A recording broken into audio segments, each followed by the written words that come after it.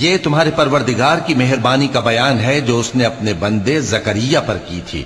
جب انہوں نے اپنے پروردگار کو دبی آواز سے پکارا اور کہا کہ اے میرے پروردگار، میری ہڈیاں بڑھاپے کے سبب کمزور ہو گئی ہیں اور سر سفید بالوں کی وجہ سے چمکنے لگا ہے، اور اے میرے پروردگار، میں تجھ سے مانگ کر کبھی محروم نہیں رہا، اور میں اپنے بعد اپنے بھائی بندوں سے ڈرتا ہوں، اور میری بیوی بانجھ ہے، پھر بھی مجھے اپنے پاس سے ایک وارث عطا فرما جو میری اور اولاد یعقوب کی میراث کا مالک ہو، اور اے میرے پروردگار اس کو خوش اخلاق بنائیو۔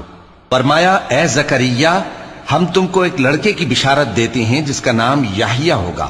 اس سے پہلے ہم نے اس نام کا کوئی شخص پیدا نہیں کیا۔ انہوں نے کہا کہ پروردگار، میرے ہاں کس طرح لڑکا ہوگا جبکہ میری بیوی بانجھ ہے اور میں بڑھاپے کی اس حالت کو پہنچ گیا کہ سوکھ گیا ہوں۔ حکم ہوا کہ اسی طرح ہوگا۔